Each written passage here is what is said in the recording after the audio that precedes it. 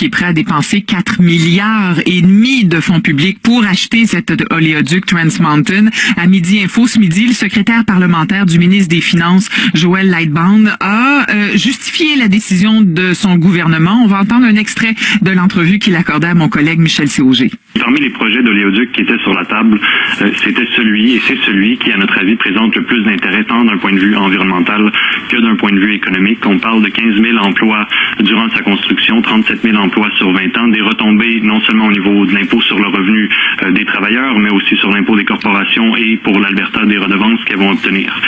Et ça va nous permettre surtout d'obtenir un bon prix pour nos ressources qui, en ce moment, sont vendues à rabais faute de débouchés sur les marchés internationaux. Joël Lightbound, donc secrétaire parlementaire du ministre des Finances. On va poursuivre la discussion, nous, avec Alain Reyes, député de Richmond-Arthabasca, lieutenant politique du chef conservateur Andrew Scheer, avec nous au bout du fil. Monsieur Reyes, merci d'avoir accepté notre invitation.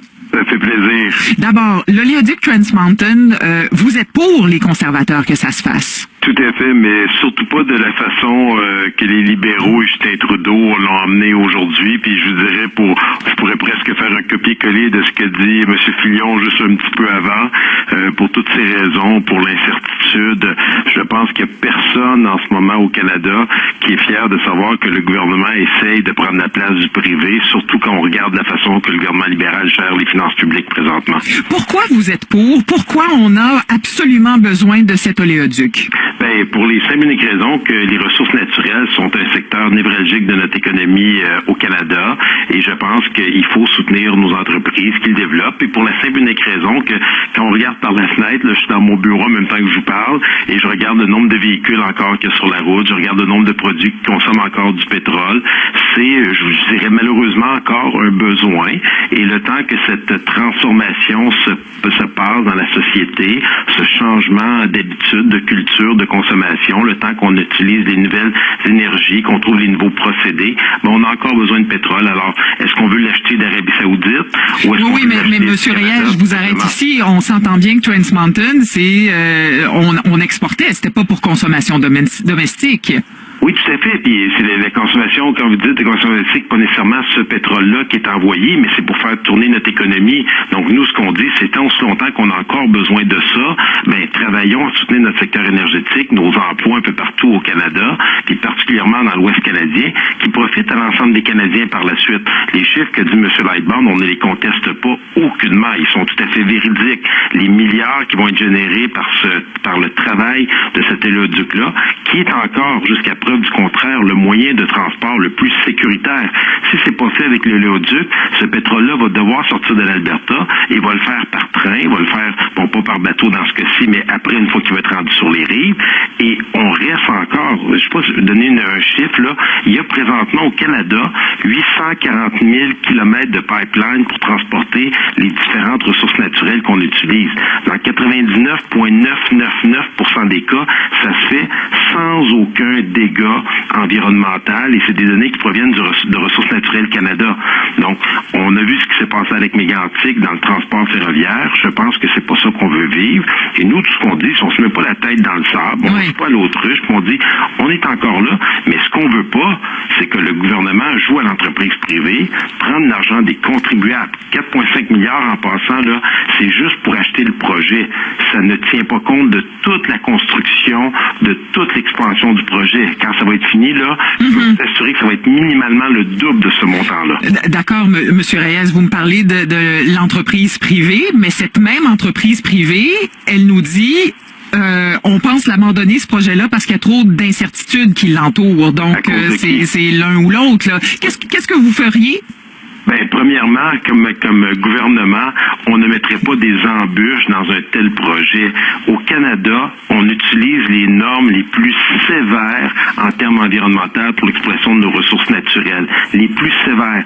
Il y avait 157 conditions qui avaient été dictées, et dès que l'entreprise ne répondait pas à une de ces conditions, le permis d'exploitation était automatiquement révoqué.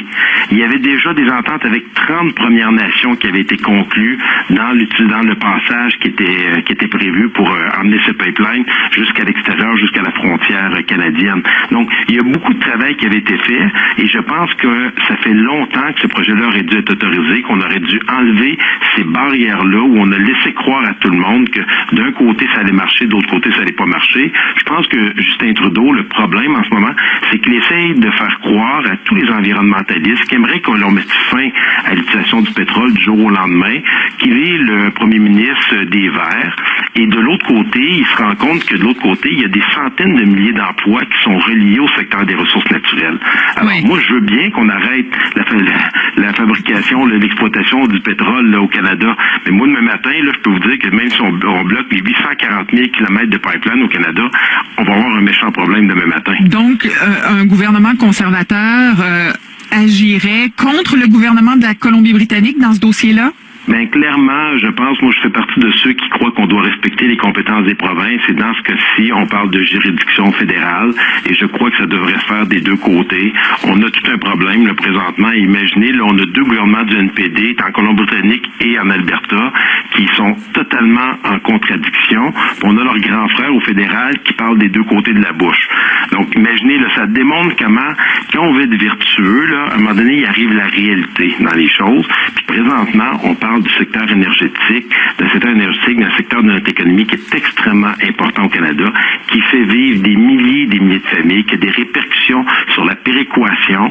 On peut pas parler des deux côtés puis dire on est contre le pétrole, puis en même temps on se promène tous en auto, puis on va avoir la péréquation de ces revenus-là qui sont générés par les ressources naturelles. Donc Trans Mountain, c'est un projet d'intérêt national pour vous, conservateurs. Clairement, et ça pour nous, il n'y a aucune ambiguïté. On ne se cache pas, on dit la vérité, on dit aux gens, ça reste encore le meilleur moyen de transport. Et tant aussi longtemps qu'on aura besoin de pétrole, et je crois que les seules personnes qui ont la réponse à ça dans ceux qui sont contre, c'est les citoyens et citoyennes. La journée qu'on va être prêt à faire le changement, je peux vous assurer que le secteur privé va s'adapter, comme ils ont déjà commencé en investissant dans les énergies renouvelables en ce moment. On voit que les véhicules électriques, ce qui est en train de se produire. Je suis moi-même un utilisateur de véhicules électriques, donc je pense que plus il y aura de gens, mais moins il y aura de besoin de ce pétrole-là et plus qu'on sera rendu dans une planète plus verte. Alain Reyes, vous êtes député de Richmond-Arthabasca, lieutenant politique du chef conservateur Andrew Scheer. Merci d'avoir été avec nous. Ça fait plaisir. Bonne journée.